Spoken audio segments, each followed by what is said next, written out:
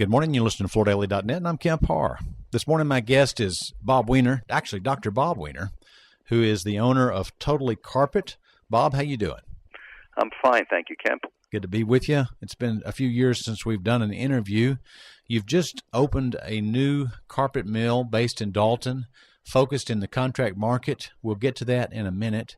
First, let's remind our listeners a little bit of your background. Hopefully you don't mind me saying this because it's in one of your press releases. You are somewhere around the age of 70. Yeah, somewhere. Yeah, and you've been in this business. You've been in this business for a long time. You actually graduated with a PhD from Purdue University in 1969. That's right. And you worked for Roman Haas as their director of fiber research. That's right. I wasn't exactly director, but I was in fiber research and developed anti-static fiber. All right. And you actually have some patent in that area, I believe. Yes, I do. And then you started Harbinger in 79. 80. Oh, 80. Okay.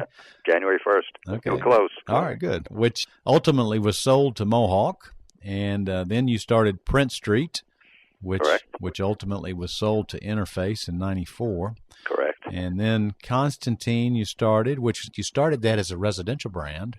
And after a few years, switched over and focused on the commercial market. Ultimately, Milliken was attracted to that and purchased that. And you worked for Milliken for a while. Now you've started Totally. That's exactly right. Up to this point, 3 very successful brands that I think sold for a premium to some large companies, and now you're back to do it again, right? I'm going to try, yes. I think I've got another slant that's going to work. All 3 of those companies, by the way, have one thing in common. They were all based on making carpet in somewhat of a different way that addressed somewhat what I thought was something lacking in the marketplace that I would have interest to the interior design community, the architectural and design community, based on both the aesthetics and the performance and the service levels of the products, where you could modify the products quickly, timely, and in a very responsive way to the various tastes and the various project needs that designers have. So all 3 of those had that characteristic, as does Totally Enterprises. It'll have that characteristic as well. That was one of the questions I was going to ask you, is the fit. How does it fit in the marketplace? Obviously, it's on the boutique side, but tell us a little bit more about where it fits. Well, first of all, as everybody I'm sure is aware, the industry has really consolidated dramatically over the years, and there's some very big players now with the Shaws and the Candaces and the Mohawks and Interface. The result of some of that consolidation is that the service levels and the flexibility and the uniqueness of styling of mills, I think, has become a little less prevalent, a little more suffering, and I think that we can do some things with unique styling. We've got some inventions. One is which was called cortexing, that creates new yarn combinations, new yarn visibilities that give you unique products.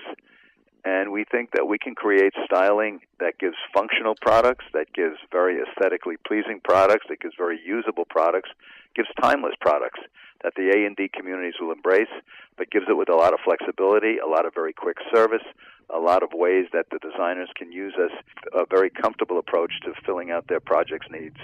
Mm-hmm. And we think we can do that better than the larger mills that have become more and more set in their way, so to speak, from their size, the needs of their size. I could be wrong about that, but I don't think I am. One of the things for sure is that a boutique mill can certainly be nimble and perhaps serve the marketplace by not trying to be all things to all people. Let me just ask you, without getting into too much detail about all the different options that are out there as far as whether something is tufted or woven or printed or solution dyed or modular or broadloom. Give us a little bit of the flavor of what you're going to put together. Well, first of all our styles are going to be composed of solution dyed yarns. We're going to try to use a pretty broad color palette of solution dyed yarn availabilities. We've got tufting machinery. We've slightly modified some of it to give some unique nature to our products. It has to do with the density and the way the colors diffuse within the products. We've also developed this yarn combining technique we call cortexing that we've applied for patent on, and that's a unique invention of ours, and that'll facilitate even more styling variability. All our products, being composed of solution dyed yarns, will be low, dense, very functional, very durable, and very aesthetically pleasing. All our styles, which will be presented in a series of books as we go forward, which is not unusual for a carpet mill. We'll have one after another of running line products, but each of those will also have a variety of variations that are available of the products within those books, whether it's weight, whether it's scale, whether it's some color variations, things that give the designers the ability to approach a project. Most projects are not one room. They're an area here, an area there, another area, and they want some coordinating feature to go through all those areas. Well, by doing this, when giving the variability that you can get of the various products in the books, we'll be able to offer that, all with good service, all with good sample service and production service and delivery service. All our products will have some quick ship items available within them so that there'll always be service that's guaranteed on some of these items, and so forth. It's all going to be very, very attractive from a service level, from a performance level, and from an aesthetic level to the A&D community. It'll be popular budgets, whatever that means. None of it's going to be really low weight. It'll all be at least in the mid-20s to the upper 30s, some into the 40s, 50s, and even the 60-ounce weights for the more elegant products. But the idea is to make something that's better, but still price it reasonably from what the value delivers. Okay. That's pretty much it. I hope that gives you some picture of it. It does. One last question, I guess, is whether it'll be both modular and broadloom? Or Absolutely.